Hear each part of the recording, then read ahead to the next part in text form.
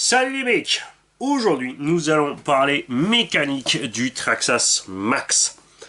On va le démonter, montrer l'accessibilité mécanique de la chose, parler de certaines solutions techniques que Traxxas a trouvées ici, des choses qui ont fait leur preuve sur les nombreuses machines avant celle-là. Et vous allez voir, c'est quand même relativement poussé sur beaucoup de choses sur cette machine. On va pas parler du prix et des choses qui fâchent. On va dire que le prix est lié par rapport à la conception et la solidité, mais c'est vrai que pour cette taille-là, ça fait plus que mal. Alors,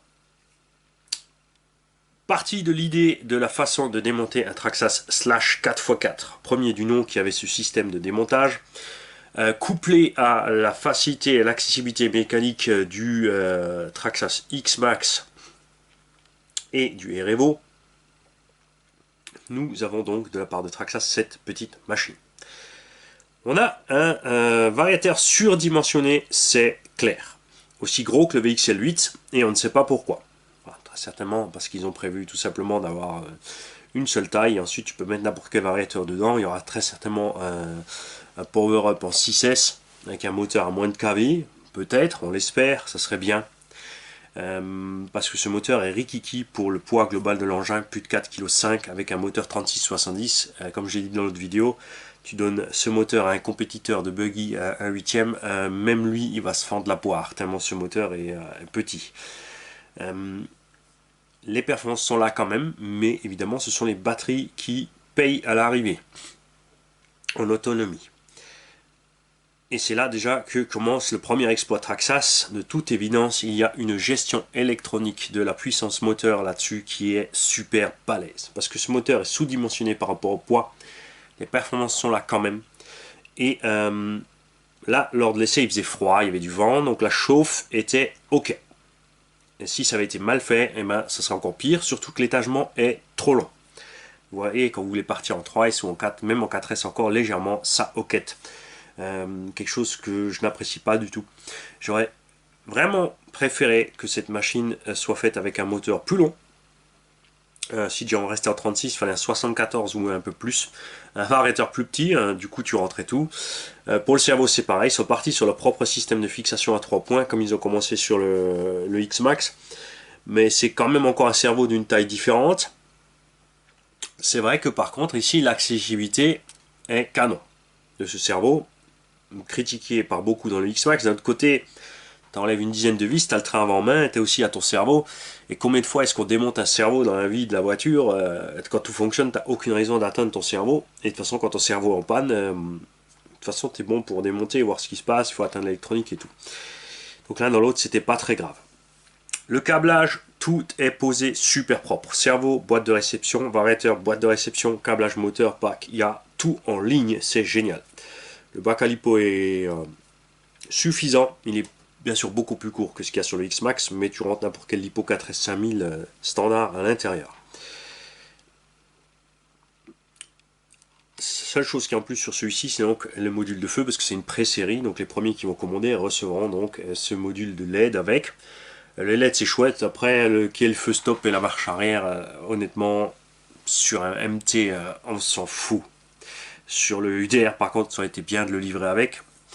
C'est vrai qu'à ce prix-là, c'est normal que ce soit avec. Mais, comme dit, ce ne seront que les premiers qui l'auront, pas les autres. Et ça, par contre, ce câblage-là est posé avec des rilsons un peu partout. Il traverse le véhicule.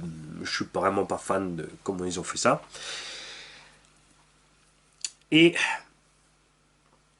on y est pour le blabla préliminaire. Je prends mon temps puisque maintenant que la caméra est alimentée en permanence, il n'y a plus besoin de s'inquiéter de la coupure de la batterie. Alors, comme je vous l'ai dit aussi il y a longtemps déjà, quand un constructeur vous fait d'office des ventilos sur le moteur, c'est qu'il faut se méfier. Ici aussi, donc, à l'image du X-Max. Ben, sur X-Max, ça marche à merveille, c'est clair, même en plein été. On est rarement arrivé, enfin, moi, je suis jamais arrivé en coupure de température sur mon 8S en été. Après, on roule un peu différemment en 8S aussi, hein, c'est clair. Après, c'est pas l'été non plus saoudien ici. Ventilateur moteur, super bien fait. On a un corps en alu donc pour transmettre la chaleur du moteur vers l'air pulsé ici. Et pourquoi est-ce que c'est tout bien capitonné comme ça? Eh bien, c'est très simple. Un petit ventilateur comme ça ne pousse pas un flux d'air très rapide. On ne parle pas du volume, mais de la vitesse de l'air. Et quand tu vas rouler, à un moment, tu vas être plus rapide que le flux d'air que le ventilo peut pousser sur le moteur. Donc si tu as tout ouvert, c'est ce qu'on fait souvent, on voit ça sur beaucoup de ventilos, tu as juste le ventilo posé au-dessus du truc, ou carrément juste clampé sur le moteur. Ce qui fait que quand tu roules à 20-30 km/h, le ventilo ne sert plus à rien, puisque tout le vent qui passe par là est parti avec le vent qui traverse le véhicule pour avancer. Il n'y a donc pas d'air frais qui arrive ni sur le refroidisseur ni sur le moteur. Enfin sur le refroidisseur si, tu as le vent de passage, mais ça diminue l'effet. Donc même ces ventilos, de toute façon, enfin même à haute vitesse, ça fera toujours ça. Hein. Un ventilateur, c'est surtout faible vitesse que ça sert. Moyenne et haute vitesse, c'est quand tu roules que l'air doit passer. C'est pour ça qu'il faut se méfier quand tu mets des housses et des protections et des carters par-dessus pour fermer. Ensuite, ce Vario étant aussi gros que les autres, par contre, on espère que celui-ci ne cramera jamais. Il n'est pas censé, hein, parce que quand tu vois le monstre qu'il y a là-dedans, regarde, je vais te montrer un truc. On dirait un vieux Obi-Wan Xeron. Et tu as exactement les mêmes fixations, les mêmes pattes d'ancrage, le même poids démentiel et dimension affolante.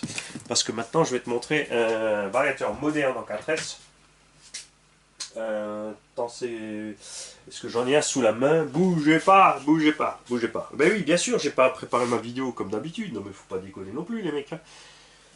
Voilà. Ça, c'est un variateur 4S normal. Voilà. Tu vois, c'est 2 fois plus léger. Donc, ouais, ce truc-là reste un mystère pour moi. À ce compte-là, ils auraient pu faire un VXL 3S qui encaisse 4S. Et on aurait gagné la place pour le moteur. Mais bon, ils font ce qu'ils veulent, si les patrons, c'est tout à fait normal. Nous, l'important, c'est qu'à la fin, ça marche. Et surtout, c'est marrant, j'ai dit que je parlais pas du prix, mais pour ce prix-là, pour cette taille de machine, il y a plutôt intérêt que ça soit fiable. Alors, moteur. Pour accéder au moteur, c'est très simple. Tu te compliques pas la vie. Il y a 2 vis en dessous et 4 vis au-dessus. Là, j'ai déjà enlevé les 2 vis aussi du petit cache. Ce petit cache permet d'arriver au pignon moteur pour voir à l'intérieur. Après, est-ce que c'est vraiment utile? Est-ce qu'il y a besoin de cette mini trappe? Moi, je dirais non. Donc, tu enlèves les 4 vis au-dessus, les 2 vis en dessous et hop, regarde. Tu as tout ton bloc moteur avec tout le chariot et le système de fixation qui part avec. Et là, tu vois le pignon qui est affolant. C'est un pignon de 24. C'est totalement délirant. C'est sûr que les perfs sont là. De l'autre côté, avec un si petit moteur, moi je vous conseille de descendre 3-4 dents sur le pignon facile. Ne pas rouler 3S, tu vois. Tu laisses tomber le 3S, tu passes en 4, mais avec un pignon plus petit pour être un peu plus performant que en 3S. Pas aussi performant qu'en 4 absolument, mais par contre pour gagner en chauffe et en autonomie. Du coup, ça sera viable. Comme tous les nouveaux moteurs, carter arrière plastique. Là encore, on a le carter avant en alu, on n'a pas le carter avant plastique comme dans le X-Max. Mais on a aussi ce système de clamp. Tu vois, tu as une fixation ici, tout ça, c'est un seul chariot qui est clampé. Donc ça diminue les efforts sur la tête du moteur. Là, c'est un petit moteur léger, c'est sûr que dans le X-Max, avec le méga gros moteur, ça marche à merveille. Comme je le dis toujours aussi, vous savez que j'adore bien nettoyer à fond avec la flotte, mais après, il faut tout démonter. Tu as encore ici une fois la preuve, tu vois, ce tangent a été nettoyé il y a 24 heures. Séché, huilé, et regarde, à l'intérieur, tu trouves partout de l'eau, et dans les nids d'abeilles aussi, toujours évidemment de la saleté. Moi, j'aime bien les nids d'abeilles, c'est léger, c'est solide. Par contre, je préfère quand les nids d'abeilles sont planqués, c'est-à-dire en sandwich, c'est-à-dire qu'il faudrait... Pour moi, encore une couche de plastique ici, même ce serait-ce qu'un quart de millimètre pour faire tout ça lisse. Parce que les nids d'abeilles ont le gros inconvénient qu'ils accumulent toute la saleté. Mais ça, on a sur plein de RC, de toute façon, on ne peut pas y couper. Une fois que tu as enlevé ces vis, tu vois ici, tu n'as que ces 2 vis-là qui te tiennent le moteur. Et si tu enlèves ça avec, c'est beaucoup plus simple. Donc tu enlèves tout ça. Tu accèdes à ta transmission principale. Là, tu as 2 roulements qui ont la même taille que ceux du X-Max et c'est le même principe. Tu vois. Tu as un pignon secondaire qui est entraîné par une clavette et tu as ici ton cush drive. L'engin étant évidemment plus léger qu'un R-Evo et qu'un X-Max, le que je drive ici aura certainement un patin caoutchouc un peu plus souple. À l'intérieur, transmission primaire au fond, bien planqué quand même. Donc ça, c'est une fois pour l'accès moteur machin, si tu veux intervenir là-dessus, couronne pignon, toucher quelque chose à ça. Ce qui est génial avec ce système, les pignons en acier frité et la couronne plastique, avec, comme tu as pu le voir, c'est quand même relativement surdimensionné, on a quand même une sacrée couronne là-dessus. C'est le silence absolu total de fonctionnement, pour ça je vous invite à revoir la vidéo du run. C'est ce que j'apprécie le plus sur ces machines, c'est comme le camion FG, c'est le silence, tu as juste le sifflement du moteur, et c'est vraiment très plaisant. Vario, évidemment tu enlèves les deux vis, tu sors le Vario qui sera toujours relié à la boîte radio. La boîte radio, tu as 3 vis à enlever. Le cerveau, pour l'atteindre, là je l'ai déjà enlevé, tu as le petit rail en plastique qui est par-dessus, qui n'a que 1, 2, 3 vis. Il est séparé en deux parties, tu n'as pas une platine centrale complète, tu as juste un renforcement qui s'arrête là, donc tu enlèves 3 vis pour ton rail supérieur, tu enlèves 3 vis et tu es au cerveau. Bon, ça fait déjà 6, 7, 8, 9, 10, 11, 12, 13, 14, 15, 16, 17 vis. Mais tu as tout l'électronique posé à côté. 17 vis, ça semble beaucoup. D'un autre côté, ça va très vite. Avec la visseuse, hein. C'est sûr, si tu t'amuses, pas ta pouf, avec ta clé Allen, en plus avec l'embout à boule au bout, qui va t'abîmer l'empreinte de la vis et glisser la moitié du temps dehors, t'es pas sorti de l'auberge. Ne vous inquiétez pas à propos des visseuses et du plastique, puisque en usine, vous vous doutez bien que ces engins sont assemblés à la visseuse. Hein. Le petit chinois, il n'est pas là avec son tournevis, parce que les mecs, ils pourraient faire des concours de bras de fer, ils auraient des avant-bras, tu vois, comme ça. Très bien. Alors, ça c'est pour le moteur. Ensuite, quoi qu'il arrive, si tu veux démonter rapidement, on va démonter la voiture en 3, on ira après à l'accessibilité mécanique des diffs sur le terrain, vous allez voir, c'est vraiment super, c'est du pipeau. Et ensuite, on viendra aux petits détails techniques. Tu as donc déjà enlevé ces 3 vis là du renfort. En fait, tu n'es pas obligé d'enlever la troisième, on va dire que tu enlèves juste les deux du haut. Tu as 4 vis ici par le dessus à enlever et 2 vis par le dessous. Et là, c'est Mimi, c'est Rara, c'est le miracle. Regarde, tu as déjà ton train avant de monter en main. C'est super. À l'arrière, c'est pareil. Une fois que tu as séparé, encore maintenant ça on va voir parce que je ne sais pas encore, je ne l'ai pas encore enlevé. Donc tu as ces deux vis là et tu as 4 vis sous le dessous. On va enlever le mini tube, donc exactement comme sur le X-Max et sur le Slash, simplement bien épais. Tu as 2 vis sur le dessus, 2 vis dessous et là encore 2, donc 6 vis. Et maintenant on va voir ce qui vient avec ou pas, parce que évidemment nous on a déjà enlevé le moteur. Ouais, regarde, tu as toute la cellule qui vient avec. Il faut donc séparer le moteur aussi, et ainsi que ces 2 vis. Tu as donc 4 vis sur le dessus, 4 vis sous le dessous, et les 2 vis du moteur. Celles-ci, on les a déjà enlevées pour enlever le moteur, elles viennent avec. Donc c'est bon, tu vois. Très simple aussi, et hop, tu as ton train arrière complet dehors. Ça, c'est la façon la plus simple de séparer le véhicule en 3 parties pour l'entretien. Et à partir de ce moment-là, c'est super facile pour faire le nettoyage et tout ce qu'il faut sur le véhicule. Cerveau donc, 3 pattes. Tu peux évidemment monter le petit panier pour monter un cerveau normal. Ce cerveau, c'est vrai, ce coup-ci, ils ont assuré, le cerveau est plus balèze que ce qu'il y a besoin pour la machine. Point de vue vitesse, il est ok. Et point de vue couple, a priori sur le terrain, j'ai aucun souci. À voir dans le temps ce qu'il dit. Parce que Traxxas, même s'ils ont évolué à fond sur les moteurs, sur les cerveaux, ils continuent à faire un petit moteur à charbon dans le cerveau. Et surtout avec le TSM, ceux qui utilisent le TSM fatiguent très vite les charbons de ce petit moteur qui fume très vite.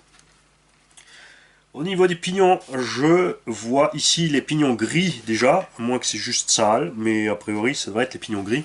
Donc Traxxas a fait une deuxième série de pignons pour ces cerveaux plastiques qui sont maintenant gris, ils ont des nouvelles références et ces pignons sont plus solides.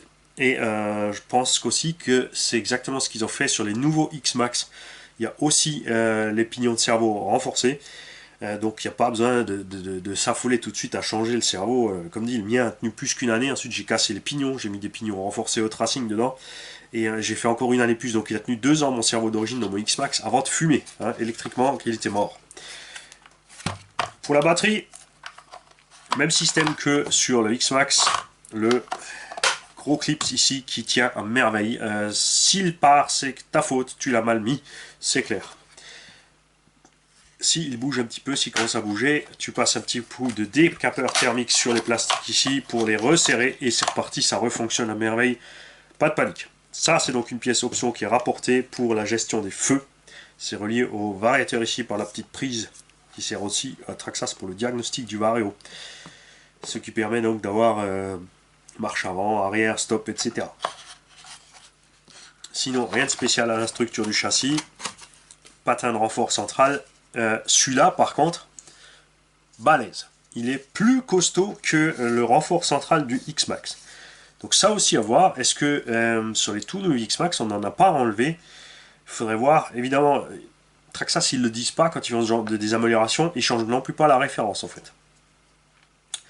Ce patin est un vrai méchant renfort du châssis qui déjà en plus alvéolé nid d'abeille en U. Je veux dire, c'est... voilà.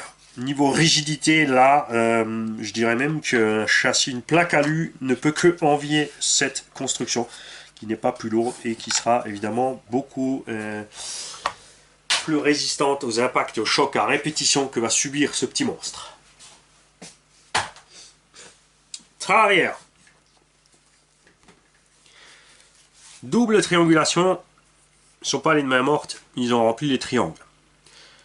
On a du plastique bien épais, bien généreux, plastique d'excellente qualité de chez Traxxas qui a évolué à mort sur la qualité. On a des points d'ancrage différents dans le triangle, ça c'est quelque chose qu'on n'avait pas sur le X-Max. Ça permet tout simplement, si tu mets ton amorto là, ça paraît pas grand chose, évidemment tu perds un tout petit peu de garde au sol, mais le véhicule est beaucoup plus stable parce qu'à la hauteur de caisse où il est livré d'origine, il a, dans les virages, comme il est relativement étroit par rapport à la longueur, il a quelques soucis de stabilité en virage. Quand le pneumatique s'écrase ici, on se casse vite la figure dans les virages. Surtout sur l'herbe sèche, évidemment. Le sable, sur la flotte, herbe tondue, c'est pas un problème. Mais sinon, oui. On a aussi un petit trou en plus ici, qu'on ne sait pas encore à quoi il sert. Alors, est-ce qu'ils ont prévu, est-ce qu'ils avaient prévu à la base peut-être une option avec de quoi protéger l'amorto? Ça serait bien. Est-ce qu'ils ont prévu une barre stable? On ne sait pas non plus. On verra ça sur les options qui vont arriver. Amorto, copie des gros GTR du X-Max en beaucoup plus petit. Amorto qui fonctionne à merveille. Il n'y a pas besoin de remplacer les capuchons par de la lune ni quoi que ce soit. Je voudrais dire en 5 ans que je roule un X-Max, on a cassé un capuchon.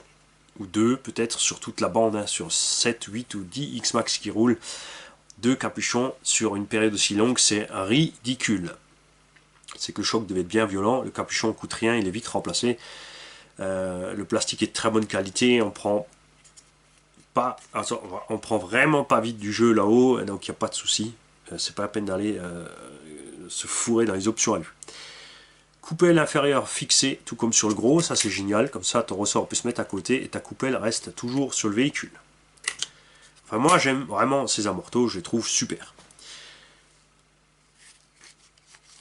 Triangle inférieur, aussi à l'image du gros, renforcer là où il faut, mais pas trop, c'est qu'il lui confère suffisamment de flex pour encaisser les grosses gamelles et pas trop de solidité pour casser avant de défoncer la cellule ici. Ça c'est quelque chose qui arrive sur les Erevo par exemple, les triangles sont bien solides et à l'arrière on casse plus souvent un petit morceau de la cellule de maintien de l'axe que le triangle. Là ce ne sera pas le cas. Porte-fusée aussi généreux. Après, faut pas oublier qu'on est... ok, c'est du MT110, on va dire c'est gros pour du MT110, mais en fait, c'est plus lourd qu'un buggy 1/8. Donc c'est tout à fait normal qu'on ait des fusées bien dimensionnées. Contrairement au X-Max, on n'a pas des axes retenus par les petites vis, on a directement des axes vissés dans les triangles. Maintenant, la question arrive, est-ce que avec le mouvement, on va avoir le problème qu'on avait sur le slash, c'est-à-dire que ces axes vont se débloquer et sortir de là. Ça dépend s'ils ont fait du gros filetage ou pas. À voir avec le temps. En bas, eh ben, c'est prévu. Tu as le petit trou, mais tu as quand même un axe vissé. Donc là, on pourra peut-être changer quelque chose. À voir. On a aussi ici un trou supplémentaire aussi.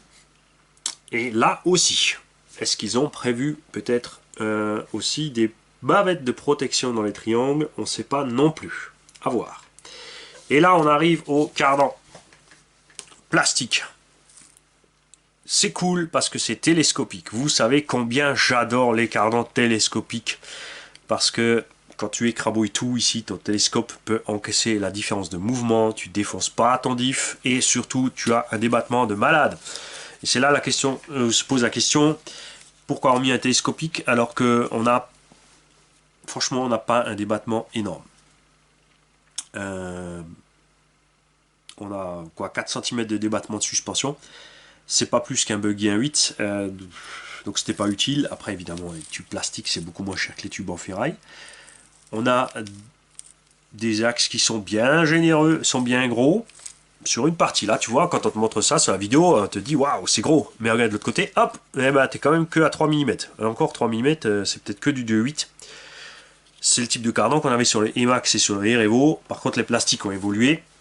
Là, il a déjà mangé quelques packs. Il a déjà été maltraité avant d'arriver ici.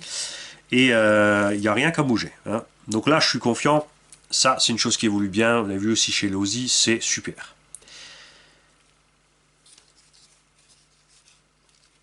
Tu vois ici, donc, dans cette transmission, le diff central. Qui est posé là avec de l'huile très épaisse. Et les diffs avant-arrière aussi. Regarde, je vais te bloquer un côté. Les diffs vont très dur. Ils ont vraiment rempli de la grosse huile. Ils ont tout misé sur un maximum de motricité. Et vous voyez, pour les perturber de l'huile fine dans les diffs, que les diffs n'éclatent pas, que ça fonctionne à merveille. Et si vous avez vu la vidéo, vous avez vu que l'engin aussi motrice d'enfer, sans souci. Et avant d'arriver au système hexagone, roue, machin, et parler des roues, nous allons parler de l'accessibilité méca des diffs. T'enlèves une vis en haut au milieu parce qu'elle tient le renfort. T'enlèves 4 vis sous le patin. Et regarde, hop, tu as tout ton système arrière avec ta roulette en main. Et la fixation ici, regarde, est mieux faite que sur le X-Max. C'est complètement glissé dans le train. On espère donc un X-Max 2 pour 2020. C'est super. C'est renforcé de tous les côtés. La roulette est un peu moins flex que le Max, mais elle peut faire la même chose, c'est-à-dire elle peut être tirée vers le bas ou vers le haut. Elle a une petite butée ici, regarde, qui va taper sur le pare-choc pour empêcher les roulettes d'aller fraiser le pare-choc. Ça y va quand même, mais après il faut charger sur le choc. C'est quand même foutrement bien pensé. Ça paraît un détail, pourtant ils l'ont fait. Et ensuite, pour atteindre le diff, c'est pas comme sur le X-Max, c'est pas par là, c'est comme sur le Erevo. C'est par en dessous. Ta cellule est faite en deux parties, supérieure et inférieure. Nous allons donc enlever ici 4 vis supplémentaires. Et nous allons voir si on peut atteindre, parce qu'il y a encore 2 vis qui sont là-dessous. Et il y a de fortes chances, il y a 4 vis là-dessous, de fortes chances en fait qu'on ne puisse pas atteindre ces vis sans enlever les triangles. Donc on est quand même un peu moins accessible. Après, honnêtement, si c'est aussi solide que sur le X-Max, tes diffs, t'as quasi jamais besoin d'y aller. Voilà. Je démonte mes diffs de X-Max une fois par an pour l'entretien. Et ouais, je fais un entretien annuel. Pas plus. Parce que ça tient. Tu peux les laisser tranquilles. Alors, t'enlèves ton patin arrière et t'enlèves le maintien d'axe arrière où tu le laisses. Et tu tires tes axes dehors. Toujours le truc dommage chez Traxxas, tu vois. On l'a livré boueux, donc il avait roulé dans l'eau. Regarde, c'est déjà rouillé. Ça, c'est un peu dommage. Pas très grave, mais dommage quand même. Les axes de 4 mm, heureusement. Ça, c'est ce que je reproche un peu au Erevo 2. Ils ont laissé les axes un peu sous-dimensionnés à mon goût. Comme c'est CVD, tu enlèves les petits BTR pour les enlever de ton diff. Mais tu n'es pas obligé. Tiens, on va pas le faire, regarde.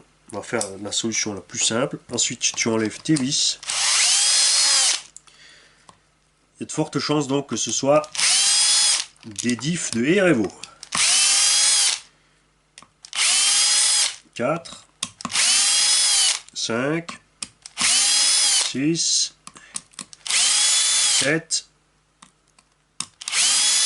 et 8. Et encore. La question que je me pose, c'est, regarde, on dirait que cette pièce-là va s'enlever séparément de l'autre. Alors, est-ce que j'ai enlevé toutes mes vis? Ou est-ce que j'en ai oublié une? Et là, tu as Clément qui est en train de transpirer à la maison, qui se dit, oh l'autre, ça y est, il me déboulonne mon max. Ah, ah, ah. Alors. Ah, regarde, regarde, regarde. C'est un patin séparé que tu peux enlever ici. Il y a encore des vis planquées là-dessous. Donc là, niveau accessibilité mécanique, on est nettement moins accessible quand même que le X-Max, c'est clair. Mais je le répète, c'est pas un truc que tu auras besoin d'ouvrir souvent. Voilà. Et je confirme, ce sont les diffs du RMO. L'engin étant plus léger et ayant beaucoup moins de puissance à bord, on n'aura aucun problème à ce niveau-là. On a le pignon ici fixé avec le BTR. Toujours chez Traxxas aussi, par contre, ce besoin de faire des roulements de 36 000 tailles, hein, c'est dommage. Tu vois, tu as un grand roulement, un petit roulement, un grand roulement, là un grand, là un petit. Là, il y a aussi deux tailles différentes, donc tu as plein de tailles différentes de roulement sur les Traxxas, et ils calculent tout vraiment, je sais pas. Je trouve qu'il devrait simplifier la vie et faire des roulements de toute taille partout. Évidemment, c'est plus cher de faire partout des gros roulements qu'un certain petit, certains endroits. Donc là, l'avantage des CVD, donc, regarde, tu peux démonter, il suffit de dégoupiller ensuite tes cardans télescopiques pour sortir le diff. Tu n'es même pas obligé de les enlever pour travailler dessus après pour l'ouvrir, mais il n'y a pas besoin. Et regarde ce qui se passe, tu vois, quand tu roules dans l'eau. Hein, tu vois, regarde, le roulement d'origine Traxxas a déjà rouillé un petit peu. N'est-ce pas? Moi j'en connais deux qui m'ont emballé le machin dans la boue et qui me l'ont envoyé encore humide et il est arrivé sec par hasard. Et je les remercie encore une fois parce que c'est génial. Franchement, c'est super. Merci à 100% Racine RC de nous avoir procuré cette machine pour l'ausculter ensemble. Très bien, on va mettre ça de côté. À l'avant, la direction qui arrive par le dessus quand tu as tout démonté. Ce que je ne vous ai pas montré là-bas, parce que maintenant il est démonté, c'est pour enlever les tourelles, c'est super facile aussi. Une fois que tu as enlevé la vis ici qui maintient le pare-choc, et ben, elle maintient la tourelle aussi, celle-ci aussi. Quand tu as enlevé le châssis, les vis de tourelle sont déjà libres. Si tu n'as pas enlevé le châssis, il faut les libérer. Et là, tu pourras évidemment séparer la tourelle du châssis. C'est pas la question. Donc diff avant, ça sera le même principe, sauf que tu n'as évidemment pas le diff central avec. Il y a donc moins de vis.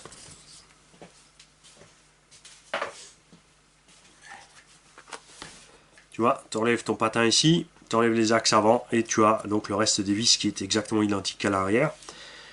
Biellette de liaison direction plastoc. C'est pas réglable. Pourquoi faire? Puisque de toute façon la plupart des gens règlent ça de travers. Ça se déforme, ça casse pas. C'est sûr qu'avec le temps ça se banane. Tu les chauffes, tu les restes, tu les tournes. C'est pas cher à remplacer.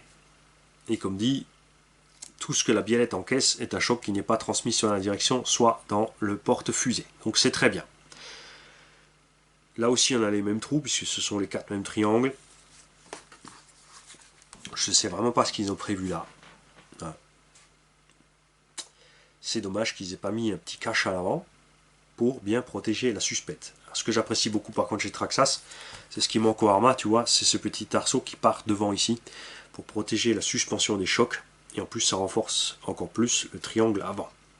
Mais ce serait quand même bien d'avoir le petit capuchon ici pour éviter de taper là et d'aller zigouiller le filetage. Après là c'est pareil, on a des tiges de suspension de la taille du X-Max alors que l'engin est quand même plus que 2 fois plus léger.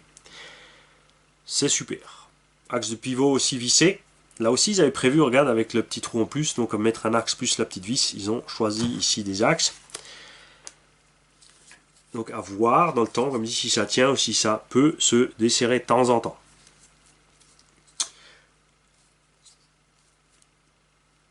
niveau de la direction, évidemment, ils ne sont pas allés rajouter encore des roulements ici à l'intérieur comme sur les X-Max. L'engin est quand même beaucoup plus léger, il n'y a pas besoin. Ça, c'est aussi quelque chose qui avait fait de balèze sur les X-Max, hein, c'est histoire de roulement partout. Les cardans étant gros, on constate à l'avant, regarde, qu'ils frottent sur les chapes. Ici, tu vois, tu as une petite trace de frottement, je ne sais pas si tu le vois. Pas très grave, c'est clair. Les roulements étant bien à l'intérieur des fusées sont bien protégés. Donc à l'arrière, tu vois, ça c'est. Regarde, on va oublier ce point-là. Les roulements arrière là-dessus sont bien mieux protégés que ceux du X-Max. Le X-Max, les roulements sont très exposés à tout ce qui arrive des roues avant. Ici, on a une belle protection par-dessus. Le roulement est par là. Donc on est vraiment tranquille au niveau des projections et la tenue dans le temps des roulements. Au niveau des cellules aussi, évidemment. Comme on a la grosse tête de cardan devant et que le roulement est pris dans la cellule, c'est pareil. Ça, c'est les points forts de cette machine, les roulements bien protégés, clairement. On a donc des améliorations là-dessus par rapport au X-Max pour ce qui est de la protection des roulements. On a un petit pas en arrière au niveau de l'accessibilité des diffs, puisqu'ils sont partis sur le montage type Revo. Bon, c'est pas plus mal, comme dit, c'est pas quelque chose que tu vas faire souvent. Et parlons maintenant des roues.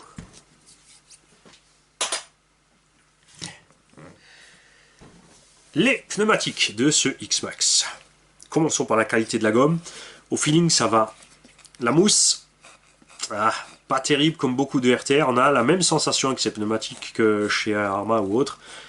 Sur le terrain, après, toutefois, ça reste efficace. Taille basse à l'intérieur, taille haute à l'extérieur pour que c'est les chocs. Là, c'est un peu trop mou.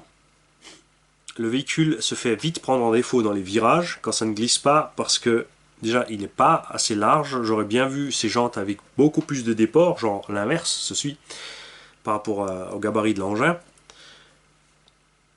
Le pneu s'écrase, tu vois, dans ça, et hop, il va valdinguer se casser la figure. Ces pneus par contre ont l'air vraiment plus solides que les pneus du Revo, qui nous ont tous déçus, parce que les pneus X-Max encore avec la taille ça va, on a eu des problèmes au début avec les 6S, les 8S sont déjà un peu plus solides, on arrive évidemment à les flinguer, mais si tu fais un petit peu gaffe, ça tient, la preuve, les miens en 3 ans. Exat 17 en étoile, quelque chose que j'apprécie chez Traxxas depuis longtemps, Team Magic le fait aussi, Thunder Tiger aussi, même si l'écrou de roue se desserre un petit peu, la jante reste capturée et tu as moins de chances de flinguer l'hexagone. Tu es donc beaucoup plus solide là-dessus. Comme toujours, quand tu roules dans l'eau, il te conseille de boucher les trous dans les jantes pour éviter de flinguer les mousses. Mousses qui ne sont toujours pas dispo chez les constructeurs au détail. Ça, je rage. Tu peux l'avoir pour buggy et truggy de compète, des mousses de qualité différentes. Tu as une ou deux marques HPI pour 2 pneus de la gamme Monster qui font de la mousse. Et tu as une marque de pneus Imex qui fait des mousses. Mais bien sûr, pour leurs pneus à eux, tu ne peux pas les utiliser ailleurs. Le trou dans la jante n'est pas en 6, c'est bien un trou en axe de 10. Donc tu pourrais monter ça sur un hexagone normal de buggy ou truggy. Est-ce qu'il y a la place pour mettre l'écrou? Ça, c'est la question. Est-ce qu'on pourrait monter ça ailleurs et serrer l'écrou quand même? La réponse est oui, avec une clé très fine. Donc une clé à bougie tout simplement, tu dois pouvoir monter ceci sur un truggy 1.8. Après méfiez-vous, en 6S, je pense pas qu'ils vont encaisser. Ça peut être monté sur un buggy 1.8 évidemment du coup, par contre pas sans élargisseur, même s'il y a un peu de déport, ça risque de frotter. Hein. Donc ça, tu vois, sur un buggy 1.8 avec une carotte coccinelle, puisque un buggy 1.8 fait exactement la taille du petit Max ici présent. Alors, pourquoi est-ce qu'ils ont opté pour des écrous M6 et une rondelle pour monter au lieu de mettre ça? D'abord parce que c'est moins cher, c'est clair. Ensuite, c'est pas une mauvaise chose. Ça, je dirais même que c'est une super idée de la part de Traxxas. Alors, on en prend un autre. Cette petite cale en nylon qui est montée là-dedans et ensuite l'écrou dessus. Ça réduit les forces sur l'écrou puisqu'on a une zone tampon. Ça réduit les forces sur la jante pour la même raison, c'est une zone tampon. on a donc une jante qui peut flexer ici au milieu sur son moyeu. Ça, c'est super. Ça réduit les forces. Ensuite, regardez le design de la jante. Quand je vous dis qu'ils sont allés pousser loin le bouchon des efforts. On l'a déjà vu sur la fixation moteur. Regarde là. Ils ont rajouté ça. C'est pas pour l'esthétique. Ceci est une zone de déformation supplémentaire. Le voile de jante peut se comprimer ici et travailler. Puisque là, on est relativement rigide quand même. On bouge pas trop. La jante elle-même, évidemment, comme toujours sur les RC, reste flex. Mais ça fait, tu vois, à l'intérieur. Évidemment, tout ça, ça pelte la saleté, la boue, la terre se prend dedans. C'est à nettoyer, c'est la misère aussi au niveau des moyeux. On est très restreint au niveau de l'espace, tu vois. On a très peu de place, donc dans l'herbe haute, la terre, la boue, c'est très vite rempli. Ça freine très vite le véhicule. Donc je vous conseille absolument aussi toujours, après le run, de démonter les roues. Même en 2 packs, n'hésitez pas à démonter les roues pour aller enlever ce qui se coince là derrière, qui va les flinguer le roulement. L'Exa est en plastique. Ceux du UDR cassaient facilement. On espère que ceux-ci tiendront plus longtemps. Là, tu vois, on est un peu faible sur la matière par rapport à ce qu'ils ont fait sur le X-Max. Sur le X-Max, on a des cannelures et on a l'Exa de 24 qui est monté cannelé sur une sortie de 10 mm cannelé. Les Exa plastiques du X-Max ne cassent jamais. Je n'ai même pas réussi à en user ou quoi que ce soit. Là, on va voir. Alors moi, je lui ai fait subir un petit peu, hein, c'est pas le mien, donc j'y suis pas allé trop fort, même si j'ai reçu l'ordre de Clément de rouler. Il a dit, hey, tu me fais pas un test de mémé, je te l'envoie dégueu, comme ça, tu auras pas peur de t'en servir. On mettra ça dessus plus tard. Voilà. Perso, évidemment, j'aurais préféré avoir des sorties standards de 1/8 avec tout simplement les Exa du Erevo, hein, c'est clair. Comme c'est une sortie en 6 mm, on pourra très certainement aussi mettre les Exa du Erevo 1 en option chez les Chinois. Est-ce que j'en ai encore là? C'est la question. Yes! Yes! Regardez! Allez, vite! On va tester ça tout de suite ensemble, les gars. Ça vaut 10 € les 4 sur eBay. Existe en normal et en voie large. Et ça ne va pas. Ça ne va pas parce qu'ils ont décalé le trou arrière. On n'arrive pas à les mettre. On n'est pas en face du trou. Donc ça ne fonctionne pas.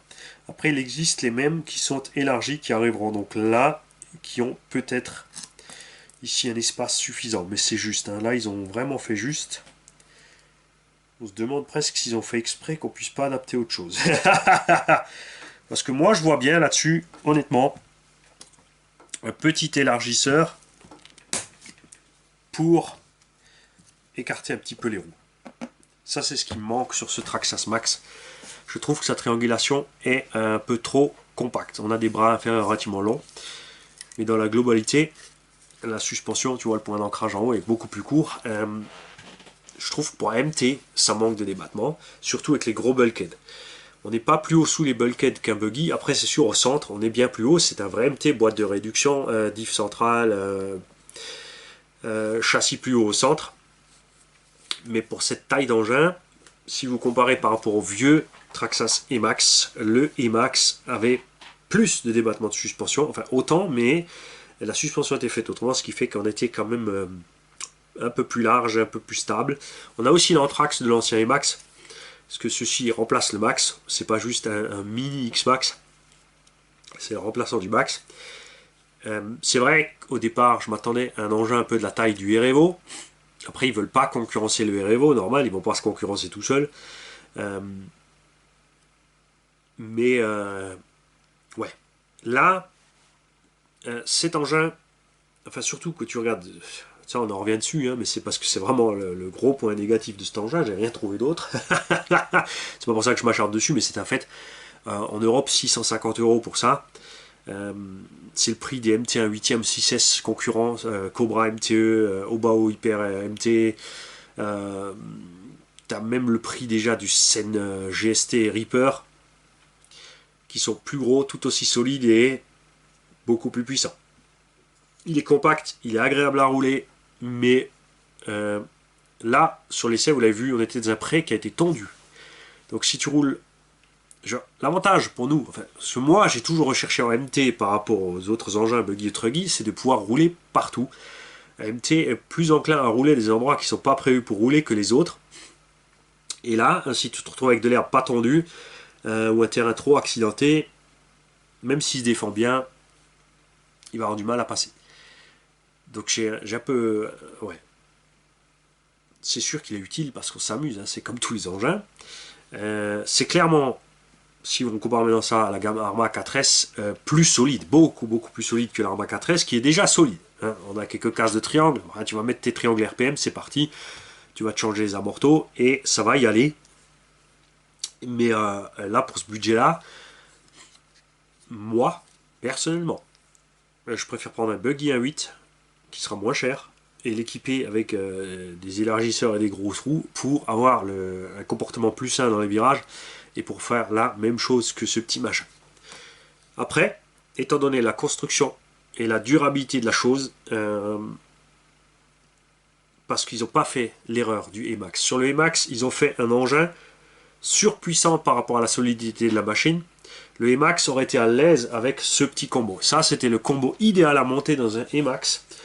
Et je dis que là-dedans, un moteur en 68 ou même 74, mais en 42, par contre, toujours en 4S, hein, aurait mieux fait l'affaire que ce petit 3670. L'avantage et le choix pour Traxxas de ce petit 3670, c'est la consommation. Un petit moteur consomme moins qu'un gros, ça c'est clair. Après, le petit moteur va forcer plus pour emmener le gros poids que le gros moteur. Hein? On peut là-dessus largement monter, si tu vires tout le chariot, en fait, tout simplement un moteur standard en 42. Tu auras la place, ça va être possible. Peut-être même, comme dit, qu'ils ont prévu un truc à ce niveau-là. On ne sait pas encore à l'heure actuelle, mais ça ne m'étonnerait pas. Après, il suffirait un 3674 en 2000 kV, ferait très bien le boulot aussi. On aurait plus de couple, 10, 15, 20% de couple en plus. Donc, avec les moins de kV, aussi moins de chauffe. Pour avoir des performances, tu vas laisser cet étagement de transmission, on va dire. Tu vas aller moins vite en 4S, c'est sûr. Par contre, tu vas gagner en autonomie et en chauffe. Parce qu'en été, je reste... là, c'est l'hiver. Hein, 8 degrés avec du vent lors de l'essai. On était à 40 degrés moteur. Si tu montes ta température extérieure de 20 degrés, c'est pas de 20 degrés qu'il faut monter la température du moteur, mais de 40. Tu vois, là, il y a rien qui va me dire, oh, c'est quoi ta formule? Ta formule, c'est l'expérience. Tout simplement. Donc, là, quand ça va commencer à chauffer, il y en a qui vont se faire peur avec cette machine. C'est sûr, après en 3S, ça ira mieux, parce que le moteur monte moins dans les tours. Donc, voilà. Donc, dans tous les cas, contrairement à ce qu'on pensait au départ, on était vraiment sceptique sur la viabilité, même dès le départ, de ce moteur dans cette mécanique. Pourtant, ça y va. Donc, en définitive, Bani il est content. La mécanique, pas de surprise, comme c'est entre le X-Max et le E-Revo. Pour un engin beaucoup plus petit, on est super, on est overkill. Comme dit, moi, perso, dans mon avis à moi, j'aurais aimé avoir un engin un tout petit peu plus large, 2 cm de voie en plus par côté, enfin 4 cm total, pour que par rapport à sa longueur et sa largeur, il soit vraiment bien stable, comme c'est le cas du X-Max par exemple, qui est monstrueux mais qui est hyper stable par rapport à son gabarit. Et... mais ça, c'est du détail. Ça pourra se rattraper, évidemment. C'est clair que certains vont nous faire des élargisseurs. Tu peux monter aussi des roues à déport là-dessus. Et point de vue de la taille des pneus. Évidemment, si tu montes des roues plus grandes, plus lourdes, il faudra te méfier à cause du poids et de la motricité. C'est clair. Mais si tu prends, regarde, les bons Badlands 3.8, sont à peine plus gros. On a un bon déport.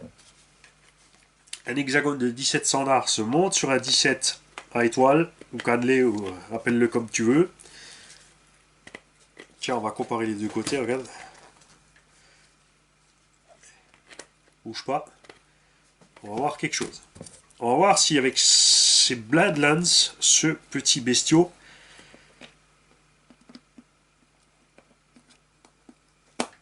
est plus large de voie.